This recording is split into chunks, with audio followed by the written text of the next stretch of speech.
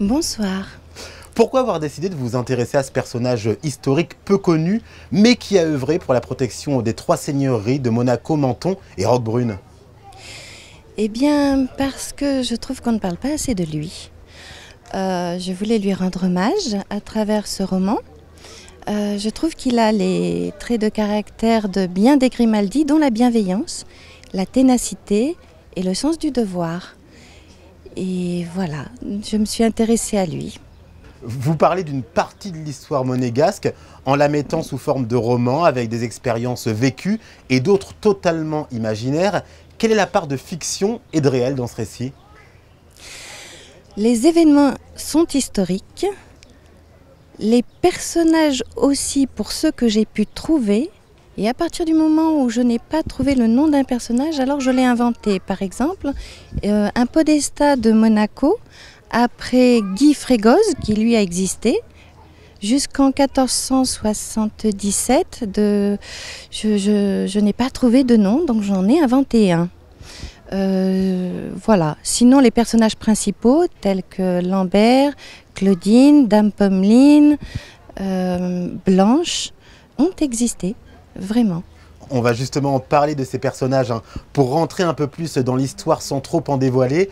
On est au cœur d'une guerre pour le pouvoir où s'entremêlent coups bas, trahison, notamment via un personnage puissant. C'est la mère de Catalan Ier, Pommeline Grimaldi née Frégoz. Oui.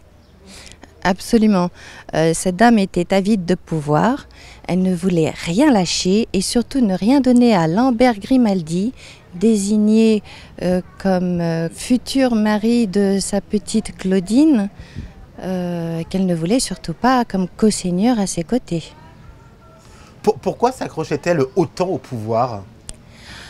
Ah, il faudrait rentrer dans sa tête. Je pense qu'elle aimait ça, personnellement.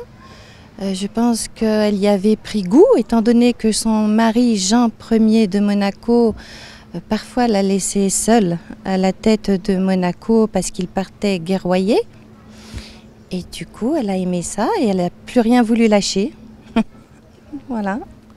Il y a également Claudine, âgée de 7 ans, unique héritière de Catalan Ier, qui est au cœur de toutes les tractations. Elle se retrouve au milieu de bien des choses qu'elle ne comprend pas à son âge. Sa grand-mère, évidemment, la prend en possession. On dirait que c'est sa chose quelque part. Et c'est surtout grâce à Claudine qu'elle-même peut continuer d'exister en tant que co-seigneur sur les trois seigneuries de Menton, Roquebrune et sur Monaco. Ce roman est également l'occasion d'une plongée au cœur de la vie monégasque au Moyen-Âge. Quelle recherche avez-vous effectuée pour retranscrire de manière aussi fidèle cette période historique? Alors là, je rends hommage à monsieur Thomas Fouilleron et à toute son équipe au service des archives du Palais de Monaco qui m'ont beaucoup aidé, à monsieur Claude Passé que j'ai rencontré à 2 reprises et qui m'a expliqué la vie au Moyen-Âge. Ils m'ont tous donné des éléments et aux différentes recherches que j'ai effectuées grâce aux archives de Monaco. Je me suis plongée dans des documents, ça m'a pris 2 ans de recherche pour comprendre comment on vivait, comment fonctionnait Monaco, mais également Menton et Roquebrune à l'époque. J'ai également visité Antibes, d'où était originaire Lambert, Roquebrune. Très bien.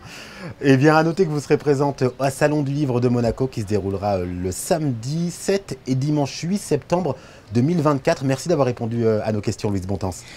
Je vous remercie.